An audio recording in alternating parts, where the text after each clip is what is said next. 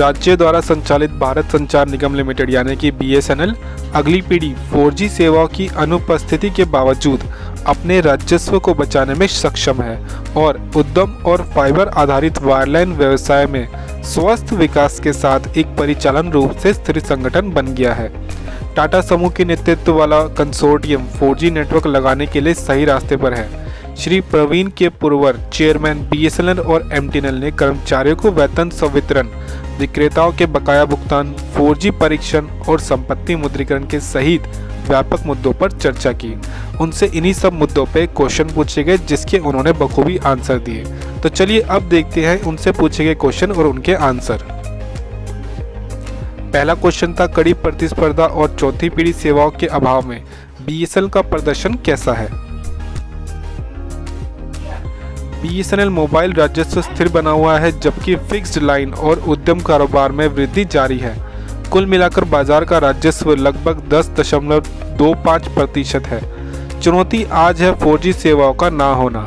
हम पिछले एक साल से हर महीने 1 lakh fibre to the home connection जोड़ रहे हैं, जो उद्योग में सबसे तेज विकास दर है। FTTH राजस्व इस वर्ष लगभग 500 करोड़ रुपए से बढ़कर 980 करोड़ रुपए के आसपास हो गया है, जिसमें 90% से अधिक का बढ़ोतरी हुई है। वित्त वर्ष 2020-21 में एंटरप्राइज बिजनेस रेवेन्यू 3,200 करोड़ रुपए से बढ़कर 3,900 करोड़ रुपए हो गया है। मोबाइल सेवाओं से हमारी स्थिर आय है। 4G ना होने के बावजूद हम राजस्व बचाने में सक्षम हैं। हम अब EBITDA पॉजिटिव भी हो चुके हैं। अगला क्वेश्चन पूछा गया, क्या कर्मचारियों को वेतन संवितरण नियमित किया गया है। हमारे पास जो नकदी प्रवाह है उसके आधार पर अब हर महीने वेतन संवितरण हो रहा है। ये जवाब दिया BSNL के CMD ने। विक्रेताओं के बकाया पर एक अपडेट साझा करें। अपने आप कितना भुगतान किया है। वेंडर के 3,000 करोड़ रुपए के भुगतान का 2/3 भुगतान किया जा चुका है और घरेलू और बहुराष्ट्रीय कंपनियों दोनों के लिए बकाया लगभग 1,000 करोड़ रुपए हो गया है। अधिकांश विक्रेताओं को पिछले साल भुगतान किया गया था। नकदी की कमी के लिए कौन सी बाधाएं जिम्मेदार है। आज BSNL एक परिचालन रूप से स्थिर संगठन है और सही रास्ते पर है। चुनौती ऋण को चुकाना और इसका ब्याज है, जो हर महीने 200 करोड़ रुपए से लेकर 1,000 करोड़ रुपए तक होता है। कुल मिलाकर हमारे पास लगभग 30,000 करोड़ रुपए का कर्ज है। अगला सवाल पूछा गया, आप 4G परियोजनाओं के लिए प्रूफ ऑफ कॉन्सेप्ट यानी POC के मामले में आगे कैसे बढ़ रहे हैं। हम 4G चुनौती के पार पाने की कोशिश कर रहे हैं और स्वदेशी सबूत का प्रदर्शन करने में सक्षम हैं। भागीदारों के साथ काम करना और समन्वय करना महत्वपूर्ण है ताकि हम उद्देश्यों को प्राप्त कर सकें। हमें 15 नवंबर तक 40 वॉट बिजली के कैरियर उपकरण मिल जाएंगे। शुरुआती समय सीमा 30 अक्टूबर थी, लेकिन हम इसे 1 महीने और बढ़ाने की उम्मीद कर रहे हैं। 4G सेवा आने के बाद BSNL बेहतर स्थिति में होगा। अगला क्वेश्चन था, क्या आप मानते हैं कि घरेलू कंसोर्टियम BSNL को व्यावसायिक रूप से 4G सेवा को लॉन्च करने में सक्षम बनाने के लिए ट्रैक पर है। इस पर BSNL के CMD का जवाब था, चीज़ें सही दिशा में आगे बढ़ रही हैं।